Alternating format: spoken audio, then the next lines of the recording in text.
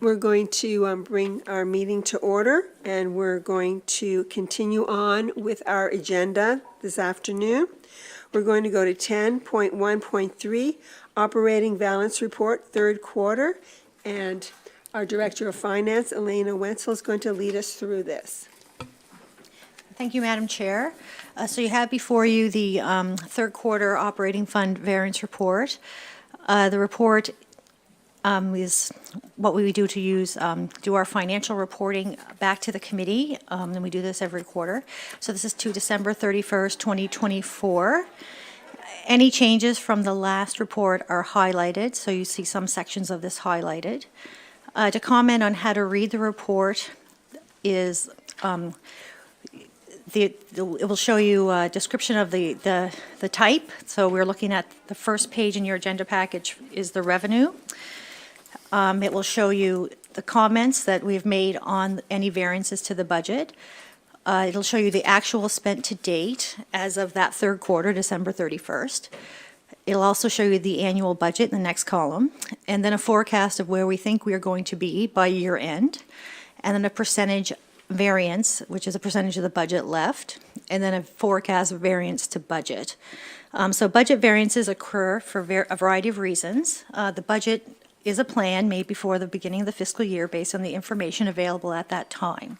When new information becomes available, staff make adjustments and show those in their forecasts. So this budget variance report does show that at the very bottom will be a 1.7 million operating surplus, which is about 3.89% budget variance. We try to stay within 5%. That's our financial condition indicator benchmark. So if we look at the first page, which is the revenue, which I can share my screen if the committee so wishes. I do have it plugged into the clerk side. Yeah, that would be great. Thank you. And Kathy, again, you can look at it on your agenda that you received, as well as anyone who is watching this live stream or later. Right. I don't see it coming up. Oh, no, it's just... There's a weird delay because we have a problem in our system. Fair enough. It's just a little glitchy. There it is. Okay, so on the first section, we'll talk about the tax revenue a little bit. So you'll see that we're forecasting just under the budget at we're forecasting 32.416 million when our budget was 32.44, which is a 0.1% variance. So a differential of 28,600. This is essentially based on the outstanding appeals that happen right after the assessments go out to taxpayers. So there was 7.7 million of 185 million in total assessment appealed in our municipality this year. There's still 13 properties outstanding. So that's just an estimate of where we think we'll be at the end of the year. So de-transfer tax is the next thing that's changed. Our actual received is higher than what we expected. We've got 2.3 million collected as of December 31st on a $1.8 million budget. We expect to be around 2.6 million, so that's another 800,000. There's some differentials in the REMO accessibility recovery from other units. So we do bill other units for those shared partnerships. There was a staffing vacancy, so on the other side, on the expense side, you'll see a reduction in that category, but in here, the revenue, corresponding revenue reduction. Going down like through recreation services and regional building services as well, there's some variances there based on billing for service and the types of revenue that we receive in recreation. Other revenue is up about 407,000, we think, or we're projecting it to be. A lot of that has to do with MGSB equipment reserve, where I think they talked about that at one point. There was a reserve that they were holding, and they were taking a certain amount like from every unit, and they paid that back. So that's in that differential. We've got some money from LCLC fundraising, and as well interest on deposits is up about 300,000. So a big portion of that is interest for sure. So that represents 407,000. Some provincial grants. Now that one shows a reduction of 350,000. A significant portion of that has to do with the floodline mapping grant. We had a $500,000 grant that we received, we recorded as revenue, but we're not going to spend it all. So we're only forecasting to use 119 of it. So what we'll do is we'll defer that revenue and we'll bring it back to finish the project in the next fiscal. So in total, we're forecasting $39.7 million in revenue on a $38.9 million budget, which gives us about a $730,000 variance on the revenue side. Are there any questions? Seeing none, you can continue. Thank you. Okay, thank you. Now, just, so if we move on to the expenditure side. So the expenditures in total is going to show a budget savings of about $944,000. So I'll try to do this kind of page by page, and we can have a discussion about it. Some of it has to do with, so we look at the administration side, for example. There's a little increase in variance having to do with coverage for the clerk based on the number of FOIPOP applications we've been getting. In finance, we've reduced a little bit for staff training and travel based on actual, where we think we're going to be, so that's another $5,000. That's a savings. The tax exemption and property tax rebate, we've had a discussion about that a few times. We know that we budgeted more than what we required for that program, so we're seeing a variance of $173,000. In legal and advisory services, actually the differential is only $100, so it's just in and out a bit. Administration, building supplies, advertising, and data processing, there's a $9,400 savings there based on just propane and generator costs at the municipal services building and some reduced advertising requirements for planning. Insurance has been adjusted to reflect the actual insurance costs, so that's down about $5,900. Grants are up about $5,600. So that has to do with, there were some reductions in some ad grants and elite athlete, but also council approved an increase in Pro Kids, so it kind of goes in and out. There's a lot of things that make up these totals. Police protection, we had looked at about 5% increase in our CMP contract cost, but it came in a little higher, so there's a expense of $48,100 that we hadn't anticipated in that budget. And correction services and prosecutions is a $1,500 differential on that. And that has to do with the actual DNA billing. So we pay for police prosecution when they have to do biologics and things like that. So we have a share. So that's where that number comes from. And I'll just keep going if we don't, or if we have some questions. I have a question, Yep. Councillor DeLong. Yeah, so typically, how much do we have to budget for FOIPOP? I think our deputy CEO can answer that. We don't budget for FOIPOP. Normally, it's, we're able to accommodate it within the regular duties of the administration department. We had unusual circumstances, both due to the volume and the timing of the requests with the election work that was also happening, which is what caused that.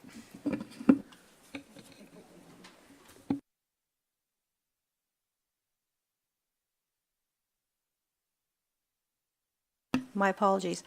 So yes, and I think that our deputy CAO hit on that you're going to see a reduction in actually election costs as well.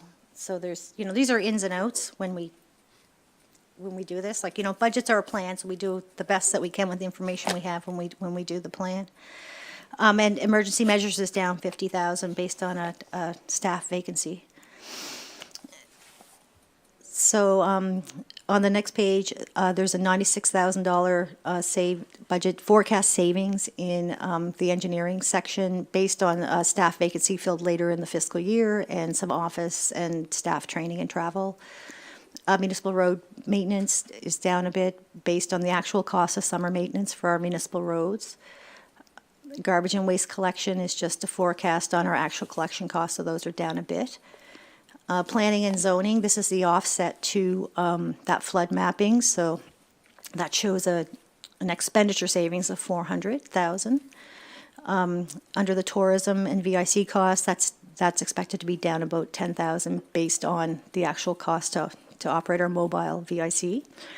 Recreation staffing, facilities and programming, there was an active living coordinator staff vacancy, which has since been filled.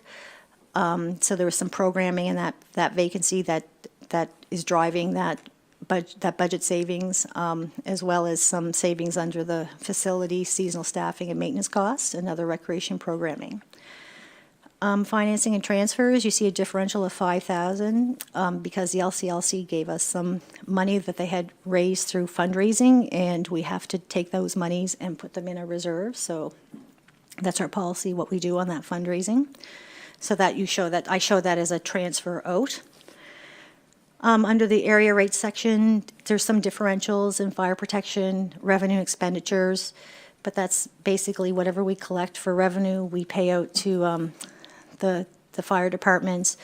You see that we've paid out more than what we collected, but there were some balances at year end last year, so those are like a running balance. It kind of runs like streetlights, so if there's any balance owing to the fire department, you'd see that in the financial statements at year end, then we would include that and make sure that they get those monies in the next year.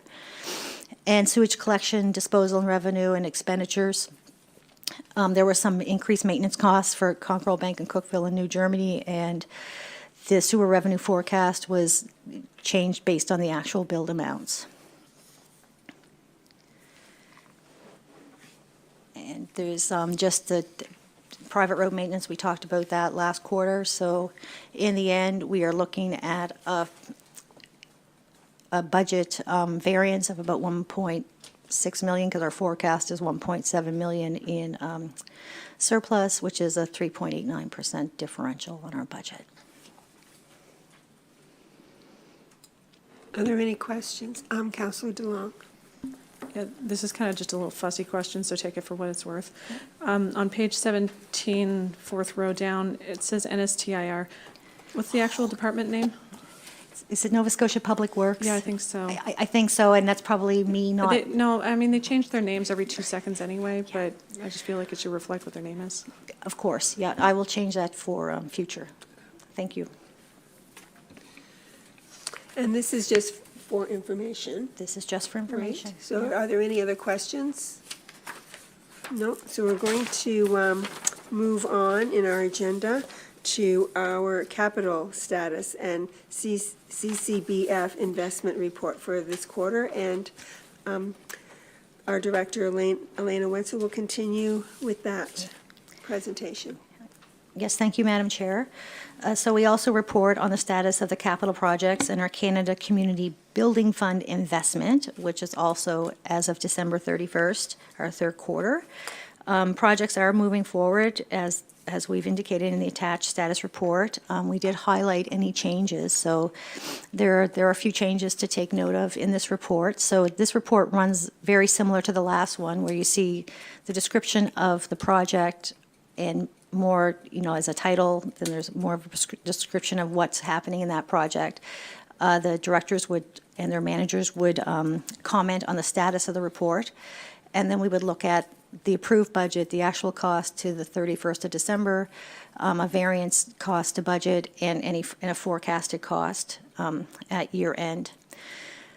So under the facility and energy assessment at the CES building, the Stantec was awarded that contract, and the HVAC design work is 95% complete. The Conquerall Bank solar panels are 99% complete. They're generating power, and they're awaiting Nova Scotia Power to install a bidirectional meter. And the EV fleet chargers, which are here in this parking lot at the Municipal Services Building, the work is 100% complete. And the cost is just, there's a holdback to be paid yet that hasn't been released, and that's why you don't see the full cost as of December 31st, but it will be paid by the end of the year.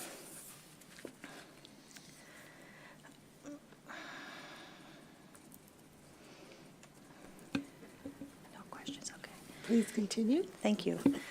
So under our e-permitting platform, which was to replace a software permitting platform that we use for our regional building services, The Regional Inspecting Services Agreement was signed on October 16th, 2024, and staff are working with our partners to prepare an RFP, and the RFP was to be issued in January. The wastewater treatment plant Cookville I&I investigation, the final report's expected at the end of January, the end of this, or I guess we might have the report, but it's close. The Nathan Cirillo Pump Station Backup Power Council awarded alternative procurement to L&B Electric at the October 8th meeting. The generator is on order, so it's coming.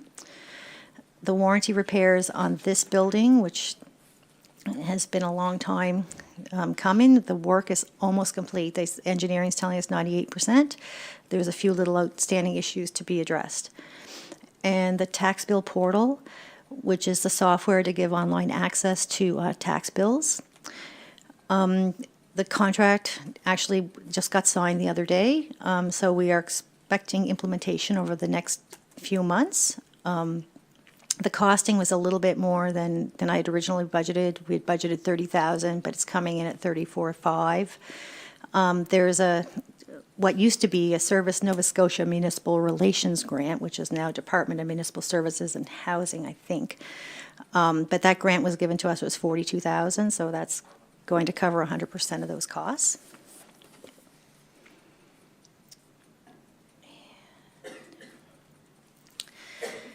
The center school ESA assessments, the phase 2 and 3 ESAs have been awarded, and hazmat screening survey's been awarded to Strum Consulting, so work is 80% complete on that.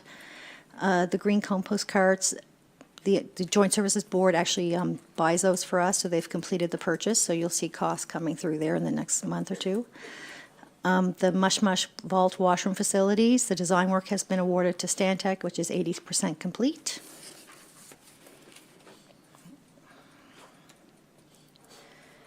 And there's nothing on that page. Just looking for changes.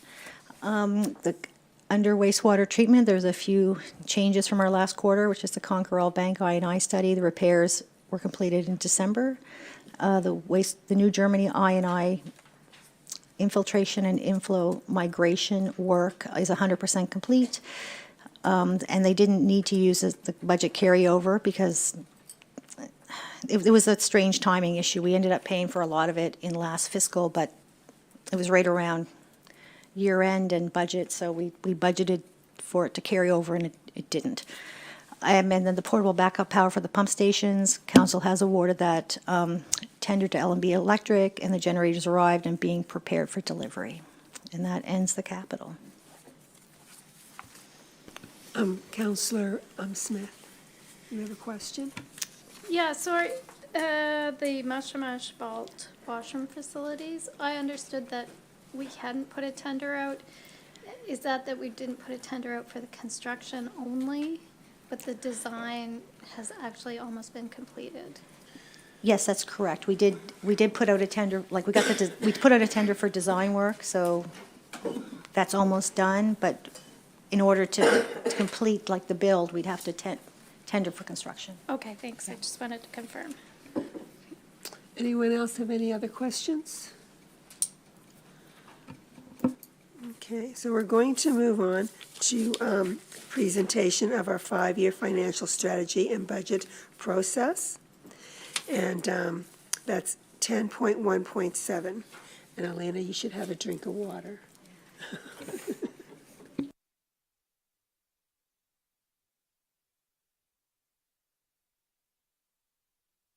So within this presentation, there are 3 motions that will be put before council, so just please be aware of that through the presentation. Thank you. And so is it, excuse me, Madam Chair, so is it my understanding that I will do the entire presentation and take questions after? Yes, I think that would be best in this particular topic. Okay, thank you very much.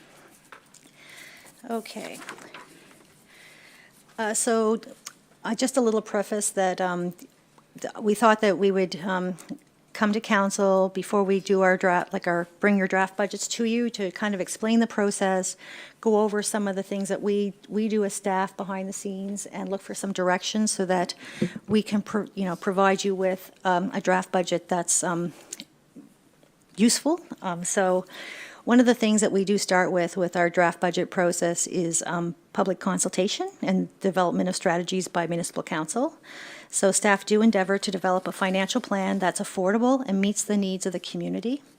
Budgets are prepared by staff based on these priorities, ensuring there are resources available for implementation of the 5-year plan. Staff start with a baseline budget and make requested additions to increase service levels, which form the draft proposed budget. During budget discussions, council may direct staff to replace or remove or add projects to the proposed budget. The council discussion and decisions will result in the overall tax impact and tax rate required to deliver the service levels and capital program approved by council. The budget cycle starts in November when directors start making capital plans. This year, council determined their strategic priorities in December. In January, directors reviewed the priorities to update their budget plans accordingly. We are proposing that the draft operating budget is released at the end of February with 2 meetings on Tuesday and Thursday, the week of February 25th. The draft capital budget will be released on March 4th and follow a similar format with Tuesday and Thursday meeting dates. The schedule includes opportunities for public consultation throughout the budget process from the end of February through to the end of March, aiming for an April 8 budget pass date. Staff are recommending that council approve the proposed schedule.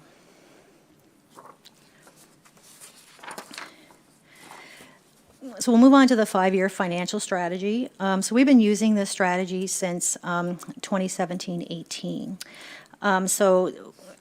Council wanted a strategic priority of ensuring that we were looking at things over longer term.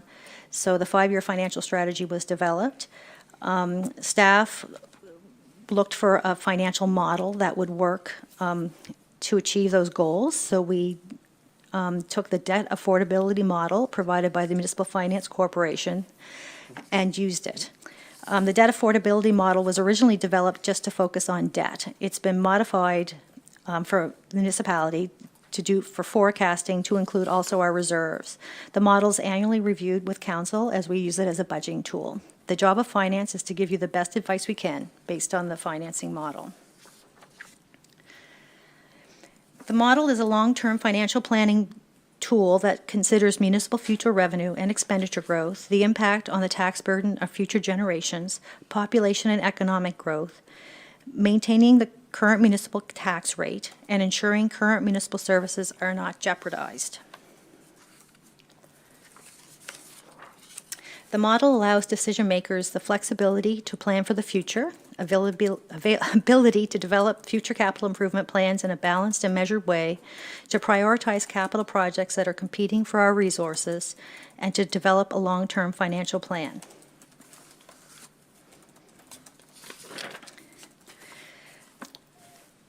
So this is a copy of the approved 5-year operating budget for 24-25 that comes out of the financial strategy and the debt affordability model. So municipalities must prepare a balanced budget. We're prohibited by legislation, the MGA, to budget for a deficit.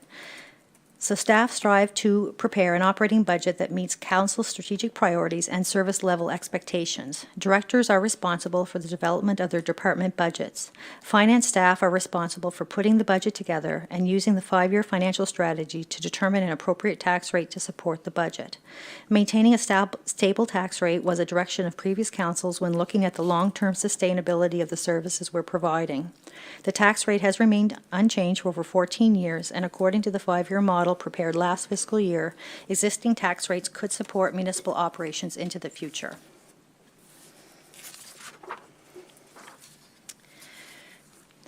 We also prepare a 5-year capital budget as well. And so when council receives the new 5-year capital plan, we use the forecasting model to determine the amount of municipal reserves or debt financing required to support the capital plan. Staff look for grants and other sources of funding for all capital projects to reduce what's required from municipal reserves or debt. So in 2024-25 last year, or this current fiscal year, there was in the first row that you see on this sheet, there was 11.5 million capital work approved. And in the middle, in blue, you can see that the actual municipal cost of those projects was 4.6 million. So the rest was drawn from grants and other sources.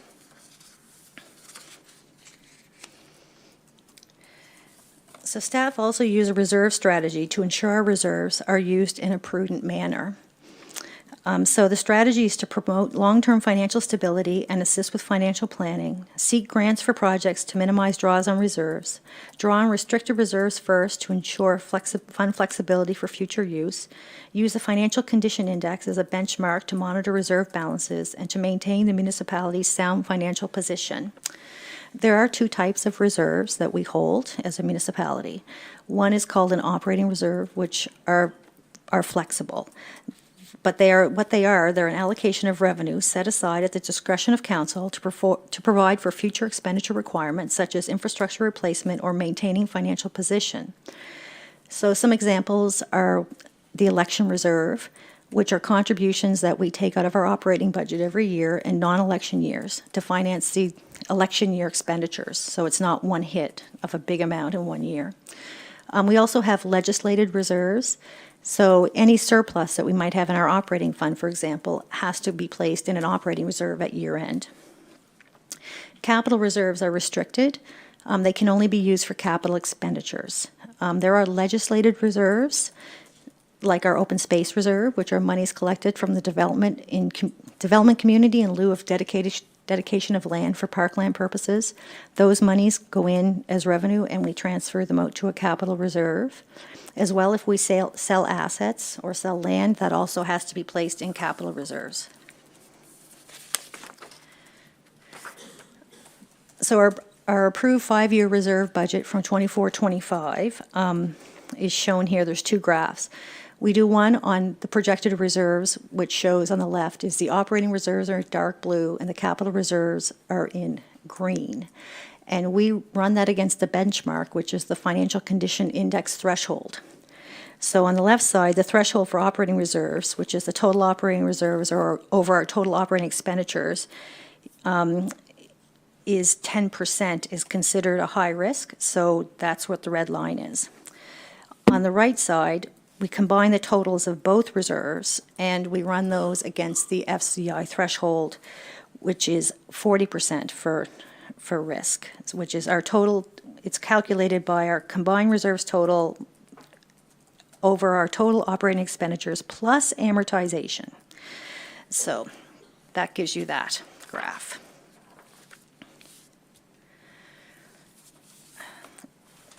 So we do a lot of, through this strategy, we do a lot of transfers in through the operating budget, and you'll see that when your operating budgets come to you, every department will have a section on the bottom that's called transfers. So last year, the council approved reserve transfers in operating budget include things like interest on specific reserves, which are legislated, like the Canada Community Building Fund, the Sustainable Services Growth Fund monies. Those are monies that the provincial government pays us that we have to give them reporting on how we spend it, and we have to spend them for certain things. But those monies, if we don't spend them all at year end, do have to sit in a reserve and we have to accrue interest on them.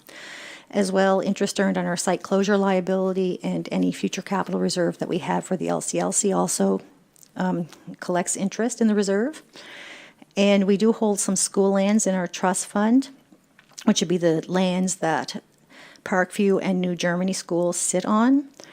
And those lands accrue interest, but those come back through and are paid back to the school for library books based on an agreement when those schools were built. The PACE loans are funded through our reserves, the well loans as well.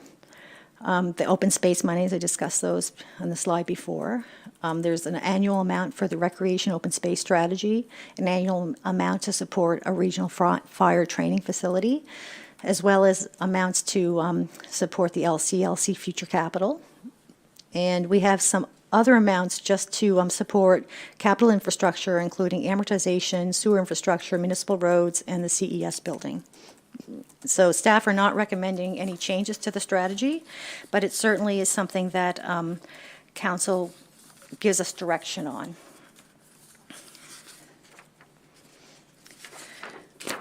We're going to move into some of the things that kind of feed into our budget.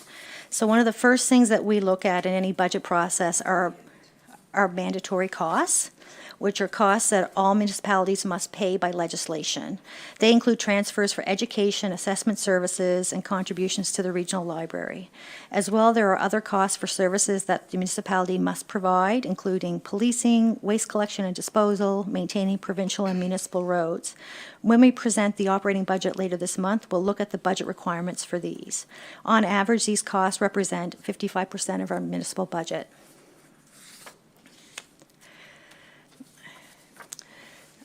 So we have to talk, if we can't talk about budgets without talking about uniform assessment. So uniform assessment is a provincial calculation of the total taxable assessment base, and it's used to determine many things that we have to pay for as municipalities, especially for things like education and assessment services. Because the uniform assessment runs 1 year behind, so the 25-26 uniform assessment's based on the 24-25 assessment roll. Assessment changes in 1 year determine the amount we pay in the next year. So I'm using education here as an example. So the amount that we actually are required to pay for education represents about 24% of our annual budget. So you can see that in 24-25, our taxable assessment, our uniform assessment was 3.8 million, which is an 8.9% increase over the year before, which will feed into the education in the next upcoming year, which will make it go from 10.6 million to 11.5 million. So the education cost is going up 8.9% in 25-26. Our taxable assessment estimate is about 5.5%. So we are going to be paying more in education than we are going to be collecting in tax revenue for that particular item. So property taxes represent a significant portion of revenue that pays for municipal services. Fire area rates are collected and remitted to our volunteer fire departments. Non-tax revenue includes fees for services, interest, and fines. Other revenue sources include sewer, hydrant, and streetlight area rates, rates levied for private road maintenance, and those are all remitted back to those to the road associations or to the Nova Scotia Power for streetlights, or yes. And so we also have payments of federal and provincial in lieu of taxes based on their property ownership. So we fill out an information return to the province every year, and they make a determination on whether or not they want to still pay taxes on those properties, and they remit those back to us, as well as we collect an area rate for Hebville Village, and we remit that back to the Village Commission. So the 24-25 approved tax rates are 81 cents per $100 of taxable assessment for residential and resource properties, $1.957 per $100 of assessment for commercial properties. And seasonal commercial properties are 75% of the commercial rate at 1.468 per 100. Seasonal commercial tax rates are determined when a business makes application to PVSC, that they meet the requirements under the Assessment Act. So eligible properties include restaurants, roofed accommodations, or camping establishments that are closed for at least 4 months in a tax year. A separate application form must be completed for each business and submitted to PVSC by September 1st of each year. Application deadlines are set by the Nova Scotia government.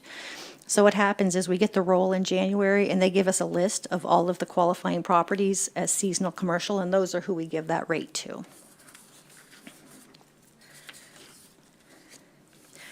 I did a jurisdictional scan for last year's tax rates. I used open data for information from the province, and just to give you an idea of where the District of Lunenburg kind of sits in relation to our neighbors, and I also put in Kings County, which is a similar size municipality. So we can see that the District of Lunenburg's tax rates seem very low compared to other, quite low compared to other units. Perhaps District of Chester we're very close to them.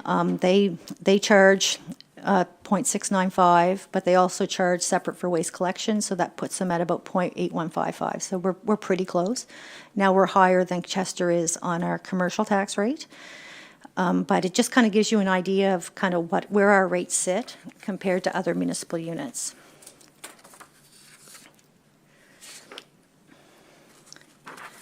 If we look at the impact of tax rates, residential property tax assessment does represent 90% of the property tax revenue. So a reduction of 1 cent on a residential property tax, on our residential property tax itself, is $344,700. So that's how much municipal revenue would change with just 1 cent on the residential property tax rate.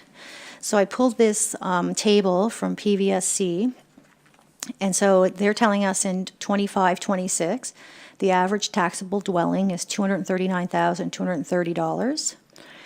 89% of our residential properties are capped, and the cap rate for 2025 is 1.5%. So that means that if the tax rate didn't change, anyone under the cap, their rates would be their tax bill would be going up 1.5% based on that cap. So the average tax bill, based on the average taxable dwelling, is $1,937.76. So 1 cent on an average tax bill is $23.92 a year, or $1.99 a month. The commercial property taxable assessment is about 10% of our total property tax revenue. So a reduction of 1 cent on commercial property tax is about $16,300. We have 713 commercially assessed properties in the district, and 15 are seasonal.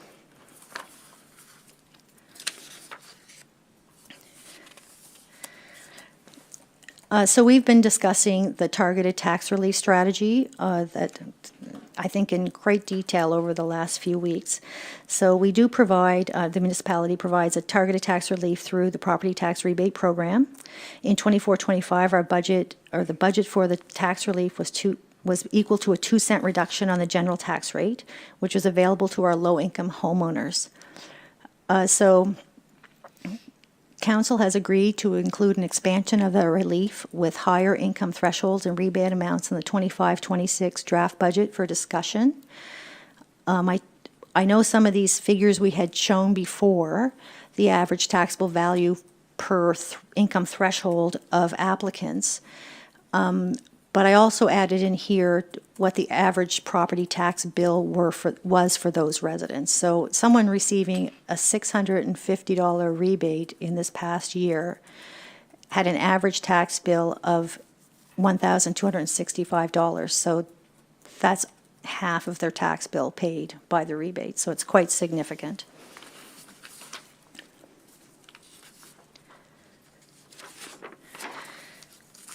So some of the assumptions that we use in our financial modeling for our draft budget include things like uniform assessment. We had a little discussion about that, 8.9% increase for 25-26. Tax assessment growth, so 5% for 25-26. I've dropped it to 2% thereafter. We try to be really conservative on that because you just don't know where the growth is going to go. We have increases for contracts that we know about. Waste collection is a negotiated contract. It's 8.12% increase for 25-26, as well as we're estimating 5% for RCMP. We also have increases for wages and benefits based on our policy, which is December CPI, which is 0.9%. We did use 2% thereafter when you see the model coming in your budget package at the end of the month. We also look at cost impacts for increased and decreased service levels.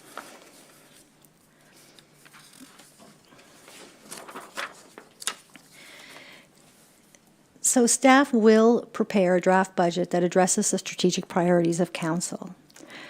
Based on the 5-year financial strategy model and assumptions, the current tax rates last year could support the municipal operations capital plan and reserve strategy in the next 5 years. We will prepare a new 5-year financial projection, and based on any discussions today, for the February 25th budget meeting.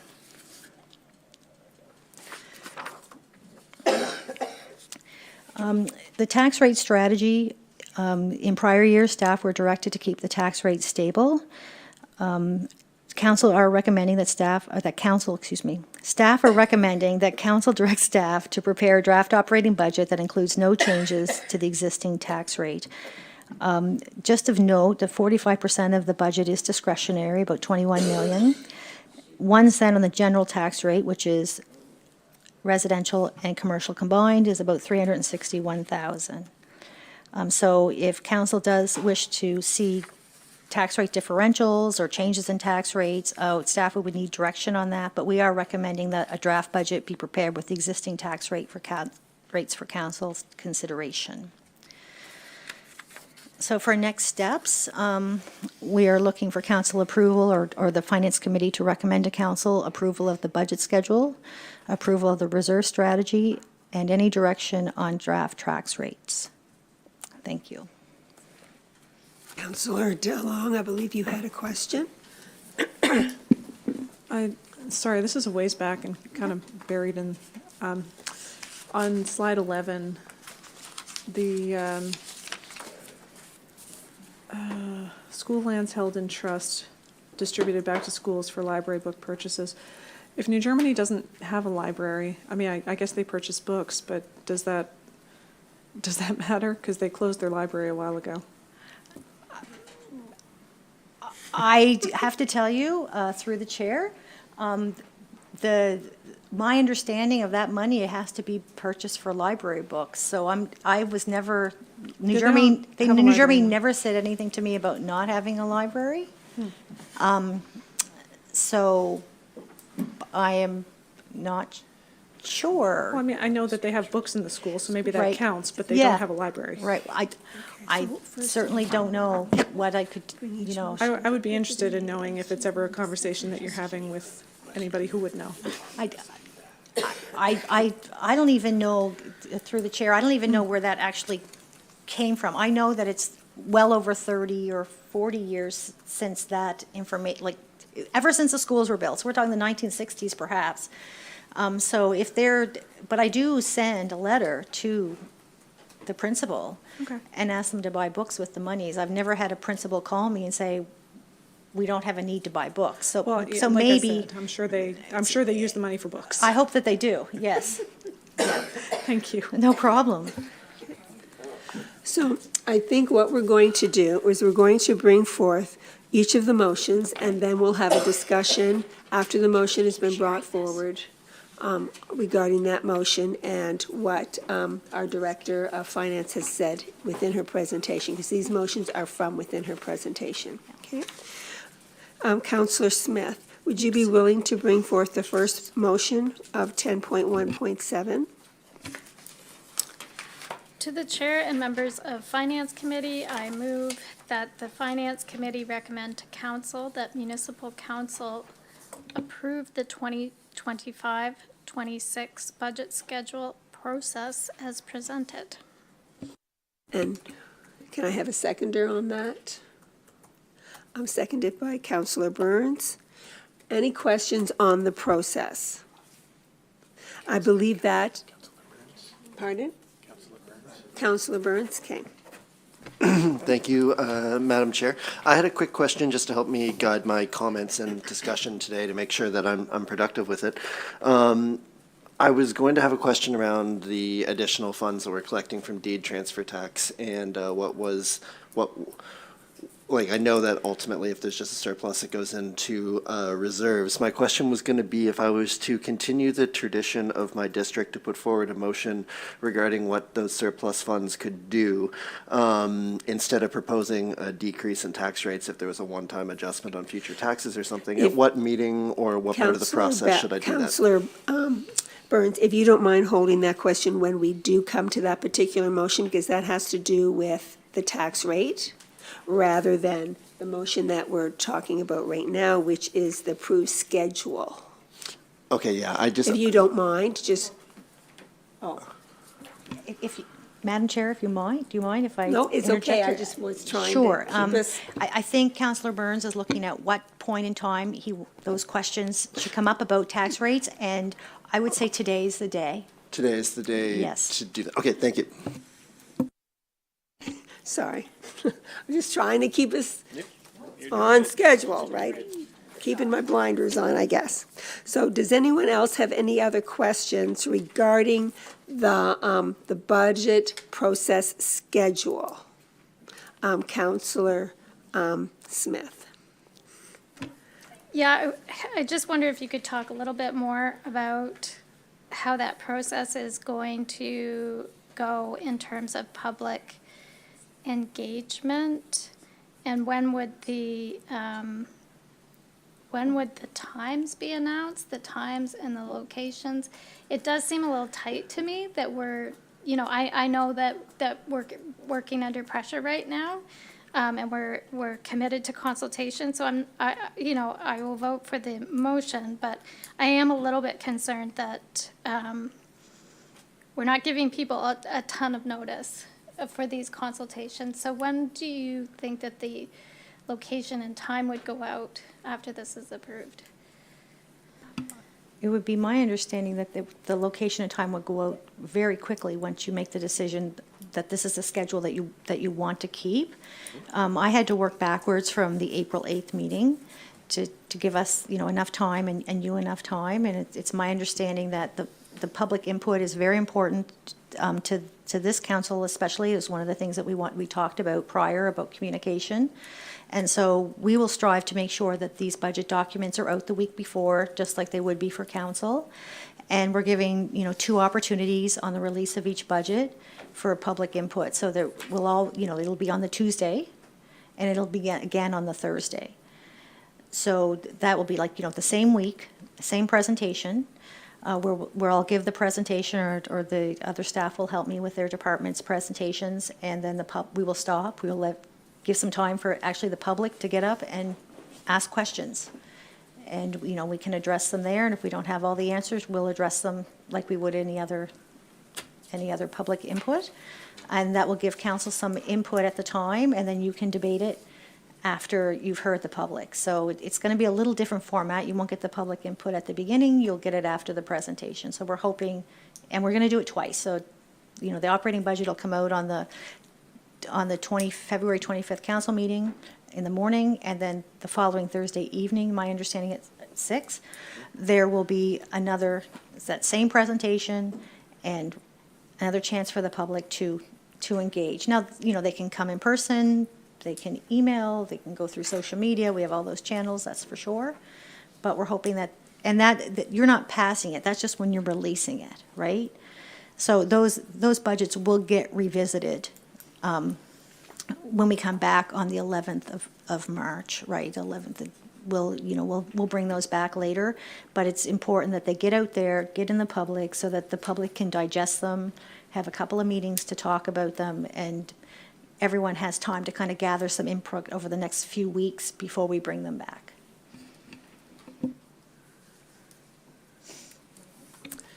Mayor McLean-Weil. Thank you. It is a tight schedule, but I think what's important to remember is that we go into the new budget year with an approved budget. And I think we should all be uncomfortable if we're not. We're going to, we're 8 days late, but it's still well within reason, I think, given that we really only got started once we had the strategic priorities set, and we missed time this year because we're a newly elected council. The other thing I think we need to bear in mind is this may not be the best way to do this, but we're going to try this, and we've asked for this, so this is what staff's recommending. And if it doesn't work and we don't find it the right way, we'll try something different. So I think given the time we have, this is the best we can do for this year, and we may tweak it as we go along. Not this year, but the next 3 budgets. Are there any other questions on this motion that's on the floor? Could I please have those who are in favor signify by the raising of their hands? And Kathy, could you please tell us, because we can't see you? She had her hand up. She's talking, but she's muted. You're muted, Kathy.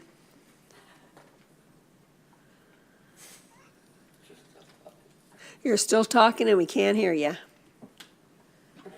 But I can't see you either. They're just telling me you're talking. Okay, so I've been told you're saying it's okay, so we're going to move, so that motion has been approved. Our second motion, Mayor McLean Weil, would you be willing to give us that motion this morning, afternoon? To the Chair and members of the Finance Committee, I move that the Finance Committee recommend to Council that Municipal Council approve the reserve strategy as part of the 2025-2026 budget deliberations. And is there a seconder? Seconded by Councilor Hubley. Are there any questions regarding that? Does everybody understand about the 5-year count? Mayor McLean Weil. I understand why we have it, and, but it is awkward, and I don't know if there's, I'm not asking to change it for this time, but it just seems really awkward, and maybe there's no way around that, given that there are, and I didn't realize that till a couple of meetings back and talking about budget, that there are requirements within the MGA of things of interest that has to be, and ways that money's managed. So there may be is no different way than what it is, but it just seems really awkward, because we do get questions from the public about the size of the reserve and all of that, and it does generate concern in the public's view why our reserve might, in their view, be so large. You know, it's all relative, but it's a fair question, and it is a fair question because it's hard to understand all that goes into it. Maybe it's a given, it has to be that way, but I just asked the question that we could think about for a strategy around about the budget reserve for the future. There may not be another way, but it does generate questions from the public, and maybe our ability to have more opportunity for the public to hear the discussion will help that. I would hope, but it is awkward. And the other thing is, I also find it awkward that it's a 5-year strategy when councils are 4 years, 4-year terms. And that does give a projection, but the other thing is that I know as a new council coming in, you somewhat feel tied in a way, and I understand that because there's capital commitments made, investments made that have to be continued, but it is really awkward. And I just put that on the floor. I don't know if there's any solution to any of it, but I just wanted to share that. Did you want to comment on that? Certainly, I can, through the chair, back to Mayor McLean Weil. But it's an interesting comment because reserves are complicated, and in municipal government, we are required to have them for certain specific purposes. But the 5-year plan actually is a creature of the federal government when we get gas tax. We were told that we had to have a 5-year capital investment plan when we got our gas tax in order to be eligible for it. So every council had to approve a 5-year plan. So I think that's where the 5 years came in. So that's, you know, if we're going to do 5 years, we'll do 5 years for everything. So perhaps that's part of it. I know that reserves themselves, it is hard to get your mind around it because it doesn't work like a business. The prior councils, since I've been here, were working on building reserves because they knew Cookville Sewage Treatment Plant had to be rebuilt. We know that we knew we had a municipal building that was going to have to be replaced. So they were looking to make sure that there were monies put away, that they could do that without being too, onerous on the existing, like on the taxpayer and the tax rate themselves.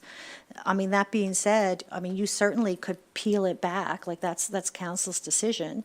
You could say, no, we don't want to put these monies in for depreciation or for amortization. We don't have to do that, but then you won't have them later. So I perhaps you could peel it back a little bit. Like there's certainly opportunity for that, but we would, that's a big conversation, and that we would have to kind of sit down as a group and make a decision on how you want to see that going forward. Like what mix of reserves do you want to have in the bank, which is, I guess, saving money.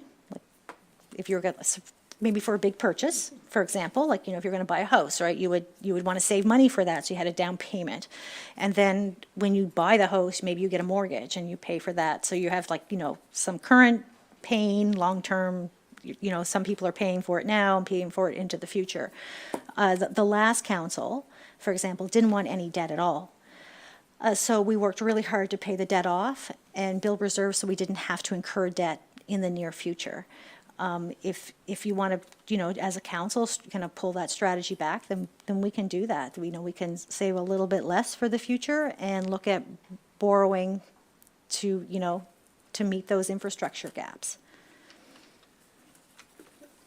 Sure. May. I don't think we should do it this year.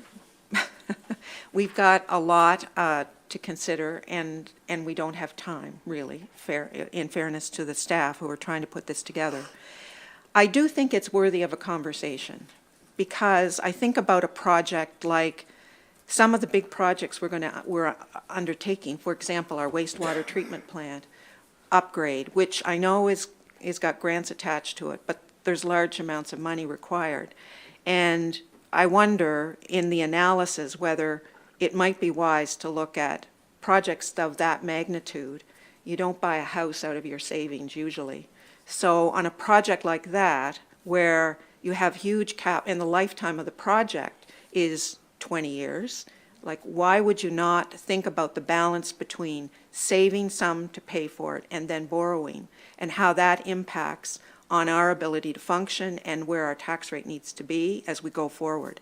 As I said, I'm not proposing that we do that in this year, but I think it is a conversation about what our appetite is around the table for balancing those big capital projects, because I expect we're going to have some others in the next 4 years, and how we want to view that. There's some philosophical differences here, but in the size of project that we may undertake, it may be more prudent for us to think about what that balance is. And even though there'll be interest costs associated with borrowing, like there is when you buy a house, it may fits better into the appetite we have for the tax rate we need to support those kind of projects. I just raise it as a philosophical conversation we'll have sometime in the next year before we do our next year's budget. Go ahead. Just one comment. Director. Thank you, Madam Chair.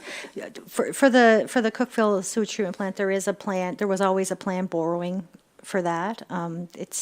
Was in our 5-year plan for $6 million last year. And if you took out the grants, say you take, hopefully get 2/3 worth of grants for that project. And then, you say, well, maybe you're going to split the difference and borrow for the differential. We're looking at between $6 and $8 million for borrowing. So I think it's kind of, the mindset's kind of there, but it doesn't always come across, because you're right, we have been building our reserves for a long time. And it was strategic to try to get some of these big capital infrastructure projects, paid for in a prudent manner. But perhaps setting in stone exactly how we would do that would be easier for everyone going forward. Are there any other questions or comments regarding the motion that's on the floor regarding our approval of the reserve strategy for the 25-26 budget?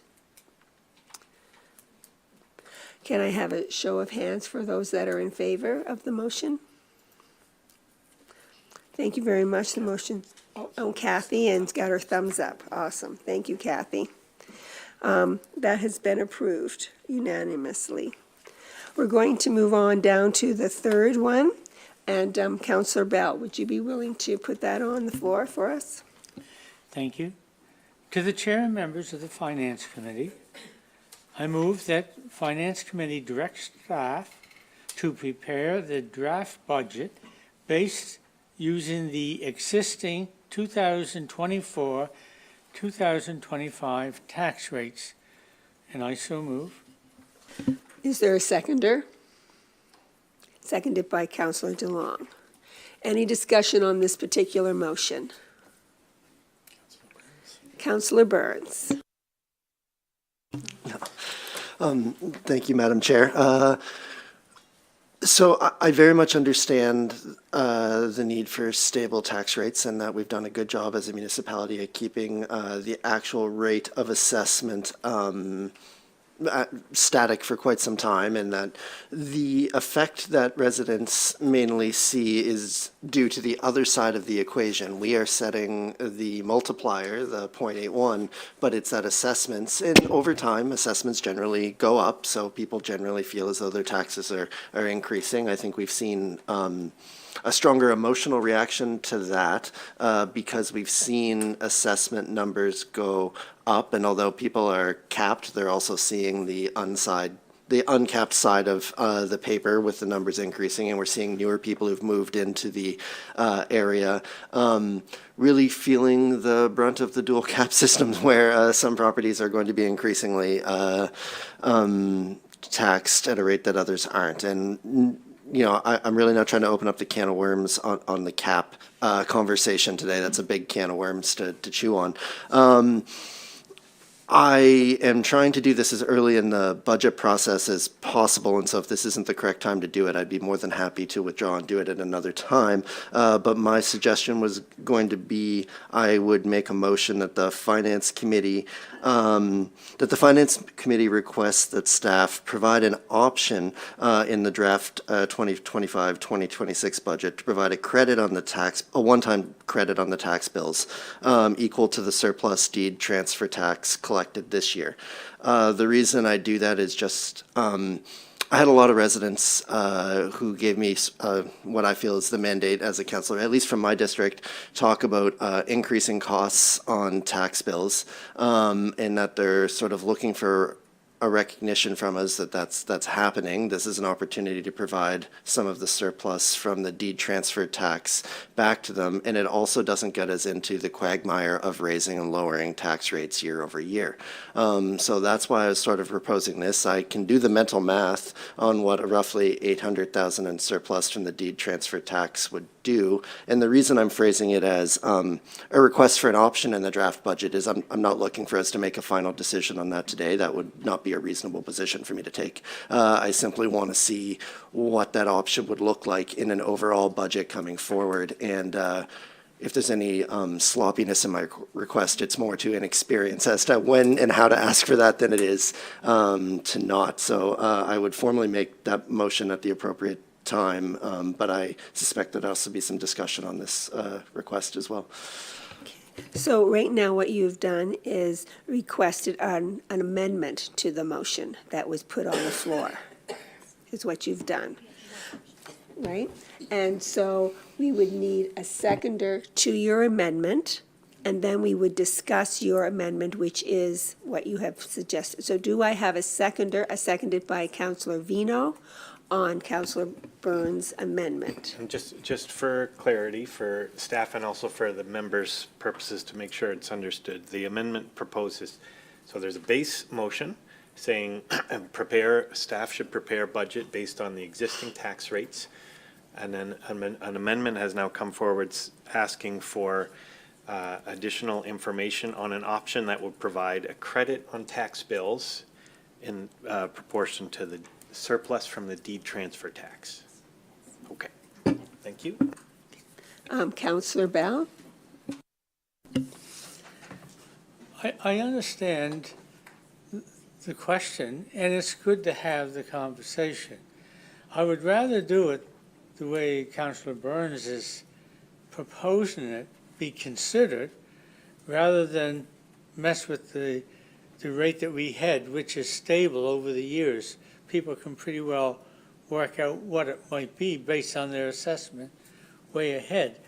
And that has favorable things. Now, if you look at the 800,000 figure that was used, that's a dollar figure that will benefit, I understand, all ratepayers. So that's, in a way, more fair than the way we have it for low-income people with 650 people benefiting. So I'd rather have that discussion as well. It gives us options to look at. But I do think it's very important how we've done the 4- and 5-year plan. And I like the 5-year plan because it goes back a couple of years to when we were mandated to do it.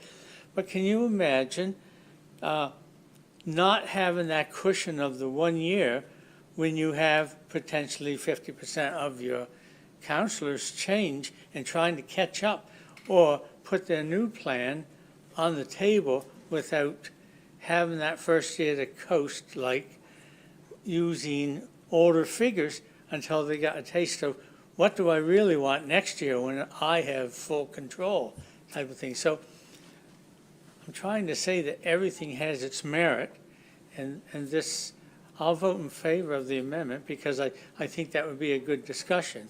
But yet, it still protects the stable tax rate.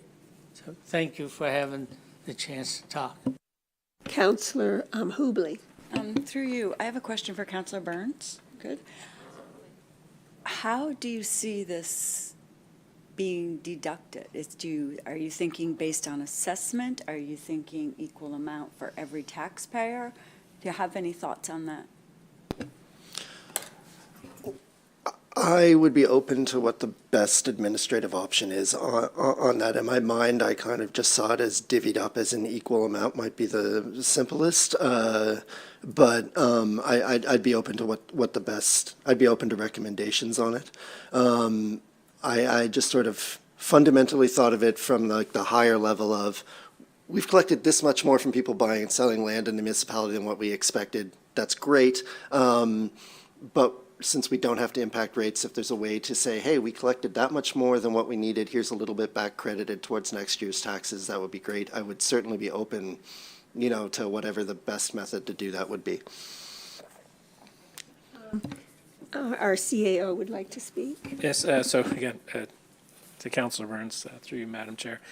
So if, for instance, it's $800,000 and we do just, let's say there's 14,000 residential tax accounts, just 800,000 divided by 14,000 and everybody gets $58, is that kind of where you're looking? I mean, that's where I had done, like, when I did the mental math for this, yes, that's kind of where I looked on that, and I thought of that as that figure of saying, like, listen, this is how much it is. I think part of the risk, if we did it based on assessed value, the more your house is worth, the more you'd get back. The less your house is worth, the less you'd get back. We probably don't want to head down that road.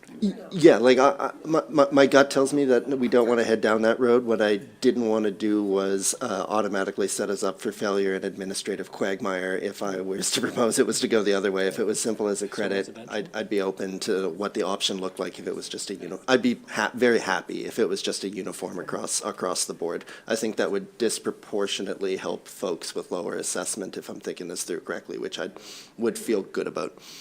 Yep. All right, thank you. Elena? Ms. Wenzel?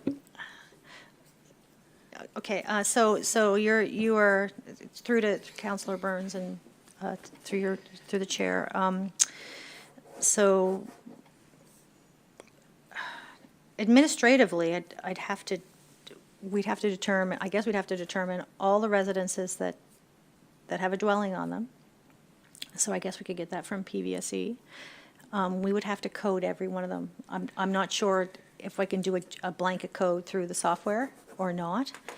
Reducing the tax rate by 2 cents, for example, simple. We reduce the tax rate by 2 cents. Not to say that we couldn't do it, but it certainly would take some time because it's not. We code bills as we go. Do you know what I mean? And so you're looking at 14,000 bills that somehow I'd have to get out of the software to put a code on it so that it would take the credit back. I'm not sure if the software can do it. It may be able to do it, but it's not something we've tried before. I'm perfectly. I actually do understand exactly what you're talking about. I can go look and see if it'll happen. I can ask the question for sure. In today, my motion was really focused on information and whether it's plausible. So, like, if it's not plausible to do it in that way, that I would be happy to receive that information as well. Today was really not to spring it on last minute. It was to very early on make this style of request, so it was considered early on and not at the end. Alex? The sentiment is absolutely appreciated. Staff try very hard to help council not have to make decisions. You don't want to make a snap decision without having the opportunity to consider the ramifications of it, and allowing us to have a look at what's administratively possible is important. So the timing is good because we asked the question. The question is a big question. Yeah, we are going to build budgets for you. So we wanted to make sure that the parameters that we're operating on, whether they're the reserve strategy from the previous council or tax rate strategy, is that what you want to see? If you want to see something radically different, let's not spend a month working on something that you're not going to have the flavor for. So the amendment to the motion here, looking for exploring options on a one-time credit the size of the deed transfer tax surplus, is something that we can go away and come back with information on, if that is the will of the committee. We don't have to solve it today and understand the administrative complexities. And that's why you have a schedule that involves the first cut at the draft, public input, and then some time elapses where Elena then has time to adjust based on council's feedback, and council's feedback incorporates what's come out of the public input. So it is doable. I just strongly caution against trying to decide how it would look and what it might entail today, because you don't need to. Right, so right now the motion is for staff to look at using the surplus of the deed transfer tax as a credit to our residents. Yeah.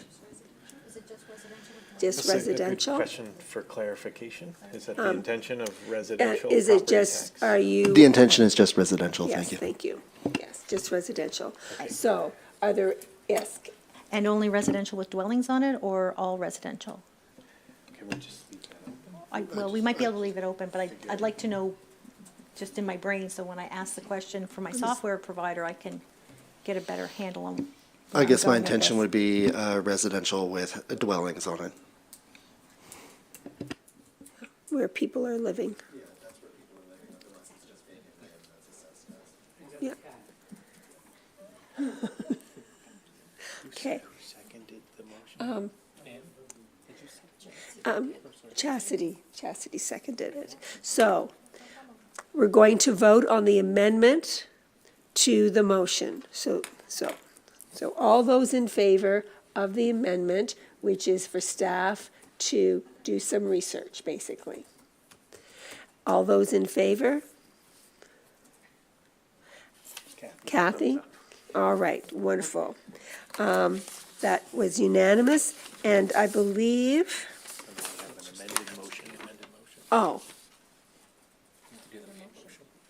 Pardon? Oh, okay, so that was to amend the motion. Now we're going to do the motion, which is, so that was the amendment. So the process is very confusing at times, because it was for me, and it may be for those that are listening, and I can see some questioning looks on some people's faces. So that was that Councillor Burns wanted to amend the motion that was on the floor. So we have agreed that we're going to amend that motion. Yes. Now we have to have the motion. So the amended motion is that the Finance Committee directs staff to prepare the draft budget using the existing 2024-25 tax rate, and include an option to provide, explore a one-time credit on the tax bill for residential properties with dwellings in the amount of the deed transfer tax surplus. And who would like to bring that motion forth? No, it's Oh. it's on the table. Oh, it's on the table. It's been moved and seconded, it's Okay. been amended, All right, good. and now you ask for discussion, and then we can Okay. call for the vote. Great. So can we have, is there any discussion on the motion? Any further questions? Ms. Wenzel? Thank you, Madam Chair. I guess I won't know the exact surplus of the deed transfer tax until mid-April. So you know, if you want me to, I think we need to pick maybe an estimate number. We could use last year's figure. There's ways to do it, but this year I won't know, because like, you know what I mean? Like, the surplus I'm showing right now is a guesstimate. Yes.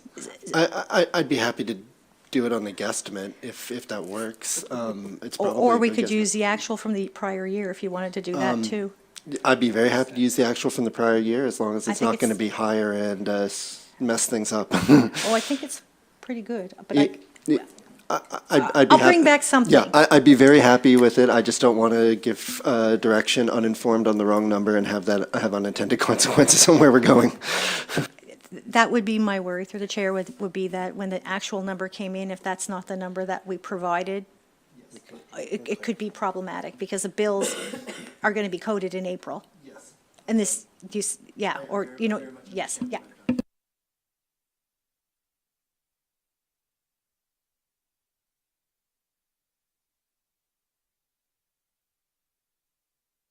All right, so is there any other discussion on the motion that is presently on the floor?